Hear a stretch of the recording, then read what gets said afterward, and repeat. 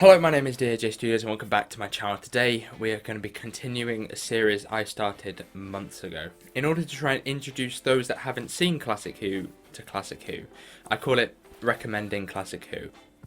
I'm not very creative. I get a lot of questions from my friend Will saying things like, is Claws of Axos good? And I reply with, I don't know, I haven't seen it. The point being that every Classic Who fan will recommend the episode that they really like. Like, Genesis of the Daleks is a good story, but it's not a good thing to ease yourself into Classic Who.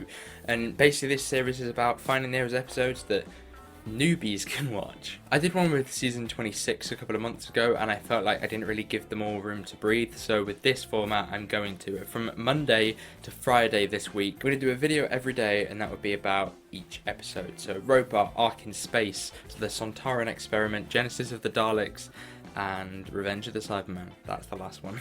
There are a couple of characteristics that I kind of judge the episodes by. So the first is the pacing, the second is the effects, the third is the characters, and the fourth is its overall enjoyment.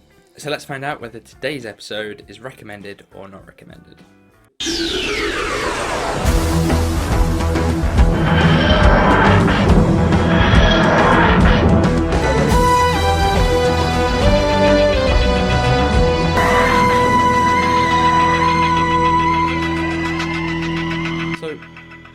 There is a planet called Voga, and Voga is a planet that the Cybermen absolutely hate. Why? Because it's covered in gold.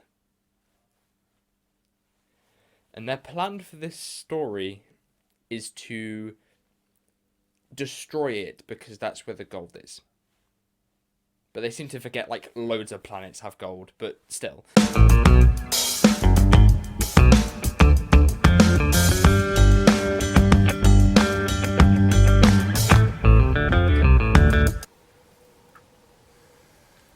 The pacing of the episode I feel is a little bit weak. Now personally I don't find the episode incredibly terrible, but I feel like part 1 is really slow. Maybe it's because it comes right off the back of Genesis of the Daleks, one of the coolest stories that I've seen. Like after part, I think maybe 2, it really does pick up, but I think that the first part for sure is missing something.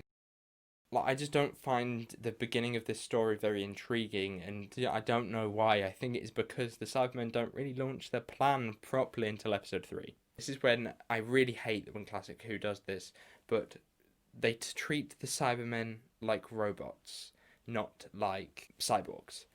In Nightmare in Silver, which is a Series 7 episode, but that episode was treating them like robots that could then just upgrade themselves and boom, they're back again. They focused on the wrong aspect of the Cybermen for me. I really like the Rise of the Cybermen Age of Steel episode because it is one of my favourite episode of Doctor Who entirely, but also it treats the Cybermen as people before anything else. That thing over there also has a human brain in it, and that terrified me, but I absolutely loved it at the same time. And they don't do the Cybermen very effectively within this episode. It does feel like they needed a villain that people would go in and watch because they like the Cybermen, so that's why they chose the Cybermen. I know this isn't the first time that they've done it, but I just hate that way that they do things.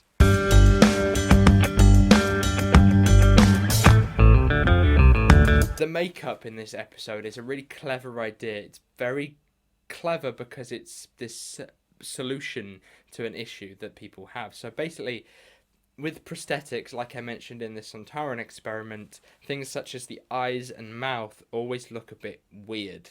So what if you just didn't add any prosthetics onto them bits and you focused on the forehead and this bridge of the nose? If you added some prosthetics in there to kind of build them up, because you obviously you can't bring them in, if you had to build them up here and down here, then that would mean that you have an alien race, but it wouldn't cost you that much because you're not having to, you know, like make masks to fit eyes and all that kind of stuff. I think the issue with this effect is that they're not very consistent. Some, especially the main members of the Voga, look great. They look like aliens, but then during some sequences when you see them fighting and all kinds of things, you have some really shoddy looking work. There's an awful lot of effects in this episode, and I think that, you know, things such as the green screen is something that they do quite well.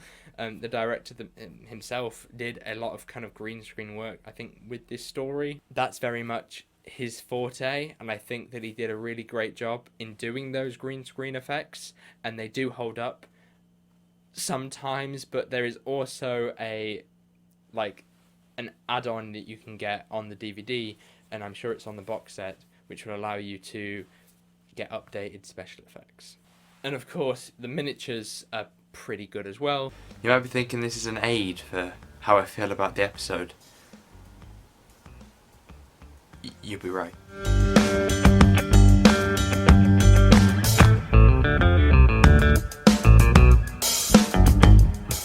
For characters, I feel like they are also a bit weak. You've got the cyber leader, which I think is good.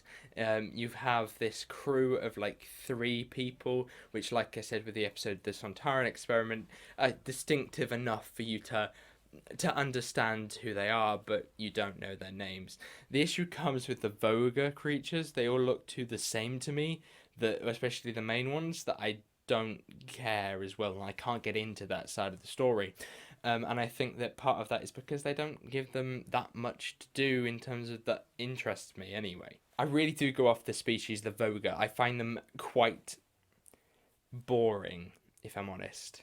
And I think that's where the weaker part of the episode is. You know, the crew members are like just, yes, the one with grey hair. It's basic physical, things that you have to look at to be able to know who they are.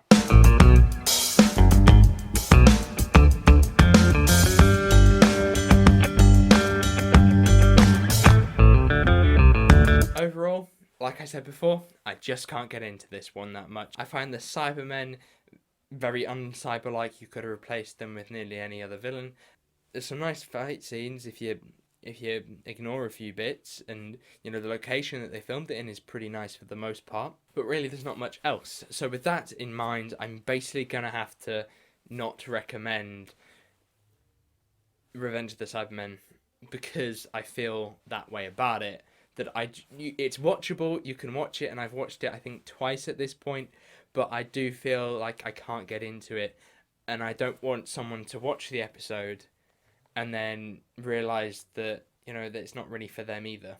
Thank you guys very much for watching. Hopefully you did enjoy this video. If you did, make sure you go like, subscribe if you're new. Go and check out the rest of my recommending Classic Who series that I've done for Series 12. I also did Season 26 and I did the War Games, but I might change my opinion on that at some point if I can move up to do a video about it. Hopefully you did enjoy it. I know it's a weird way to kind of do the series. I might do it weekly because I feel like that would be better paced than doing them daily. But thank you guys very much for watching. Hopefully you did enjoy this video. If you sat through this entire week worth of videos, then congratulations. Why would you do that to yourself? But thank you very much for staying. But that is all for now, and I shall see you soon.